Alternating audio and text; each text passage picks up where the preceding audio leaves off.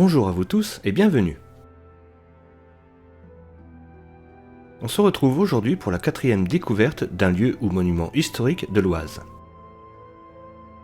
Je profite de la réouverture du musée de l'Archerie et du Valois pour vous proposer une petite vidéo qui, je l'espère, vous donnera envie de découvrir ce fabuleux musée. Le premier musée a été créé par messieurs Michon, Duval et Quentin, membres du syndicat d'initiative en 1938, et se nommait Musée sur le folklore local et l'histoire du Valois, dans les pièces encore en état du château. Les premières collections, essentiellement ethnographiques, rassemblaient des objets de la vie quotidienne et se constituaient grâce aux dons des Crépinois. Le musée ouvre ses portes le 26 mars 1939 et fermera dès 1940 à cause de la guerre. Le château est bombardé de mai à août 1944.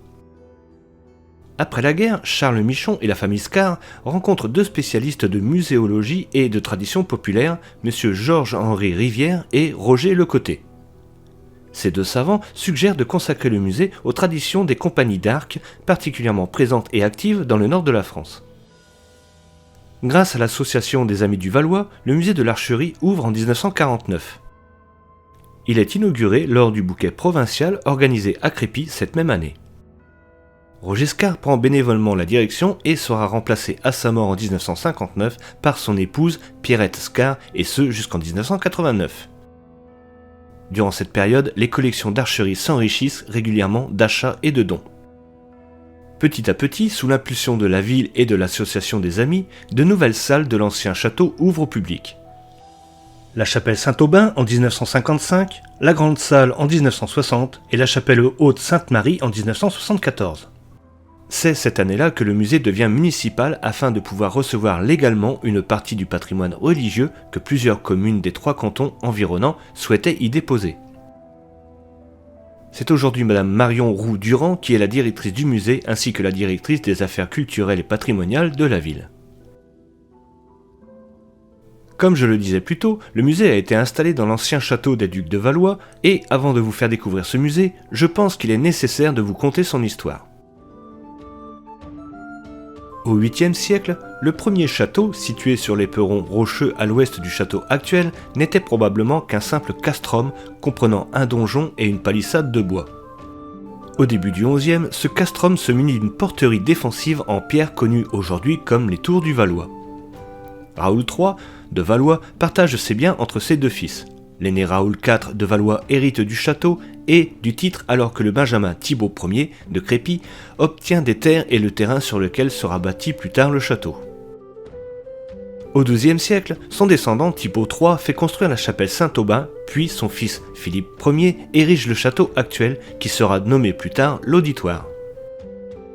De ce premier château de Gauthier le Blanc, il ne reste qu'un morceau de l'enceinte que l'on appelle les Tours du Valois, et en était probablement une des entrées. Ces vestiges sont visibles du côté ouest du musée. L'autre côté est situé sur le terrain qui appartenait au couvent des Ursulines. Le propriétaire actuel, que je remercie infiniment, m'a permis de prendre quelques vues de ces magnifiques vestiges qui démontrent l'importance de ce château aux environs du Xe siècle. Le premier château sera progressivement abandonné jusqu'à ce que ses ruines soient données par Louis XIII au couvent des Ursulines qui s'installa alors. Dans l'auditoire, on installa vers 1560 les services administratifs du Valois. Vers 1775, on refit à neuf l'auditoire en le transférant à l'étage afin d'installer des cellules de prison au rez-de-chaussée. Prison dans laquelle, en 1852, Gérard de Nerval passa une nuit pour défaut de papier d'identité.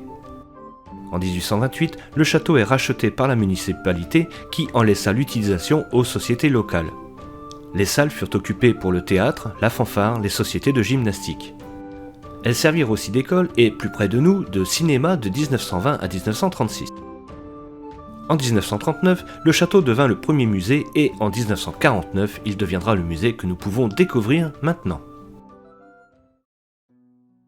L'accueil se trouve dans la chapelle Saint-Aubin, élevée au XIIe siècle par les comtes de Crépy-Nanteuil. Cette chapelle est construite par Thibaut III de Nanteuil, arrière-petit-fils de Raoul III.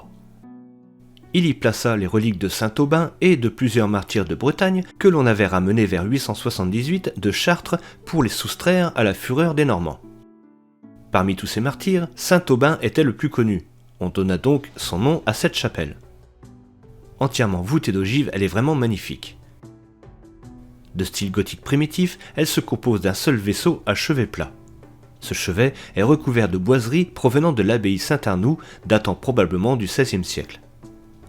Après de multiples déménagements, ces boiseries arrivèrent dans la chapelle en 1956.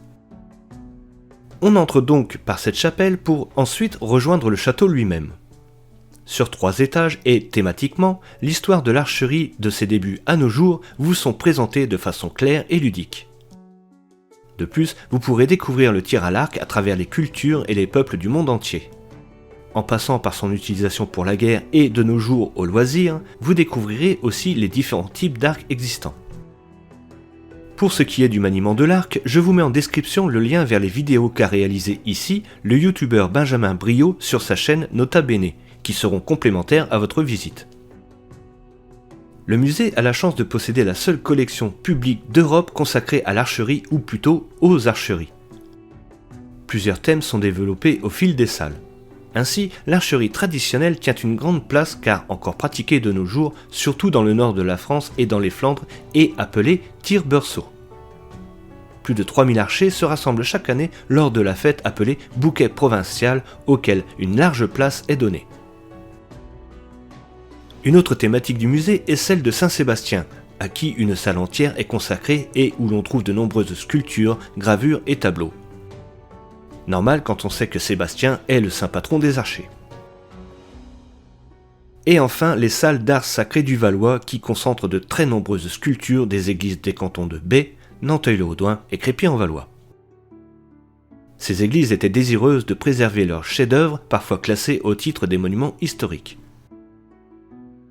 Ces œuvres se trouvent à l'étage dans la chapelle haute, dite chapelle Sainte-Marie, et dans la grande salle du château, qui est tout simplement magnifique. Elle est surtout digne d'intérêt grâce à sa superbe charpente à carène renversée d'origine, c'est-à-dire du XIIIe siècle. Voilà ce qu'on peut dire sur ce magnifique musée qui mêle ce que j'appellerais les 3 A. Archerie, architecture et art sacré. C'est vraiment un moment privilégié d'arpenter les pièces de cet édifice qui a vu passer plus de 800 ans d'histoire, de prisonniers, de ducs, d'évêques, mais aussi depuis peu, de simples habitants de la ville de Crépy, comme de toute la France, qui sont ainsi venus ici apprendre l'histoire de l'archerie et connaître le fabuleux patrimoine du Valois. Le musée vient de réouvrir ses portes, alors n'hésitez pas et venez le découvrir ou redécouvrir et parlez-en autour de vous. Je vous rappelle que vous pouvez aussi aller sur le site du musée qui contient tout ce qu'il faut savoir sur les collections, les événements à venir et pour préparer votre visite. De même que vous pouvez trouver des petites vidéos très intéressantes sur la chaîne YouTube du musée, dont je vous mets le lien en description. Je remercie encore Madame Roux-Durand, directrice du musée, et Madame Camino, responsable du service public, pour leur accueil, leur aide et leur accompagnement lors de la réalisation de cette vidéo. Je vous remercie de m'avoir suivi sur les traces de Robin des Bois et je vous donne rendez-vous bientôt pour une nouvelle découverte d'un lieu ou monument historique de l'Oise. A bientôt!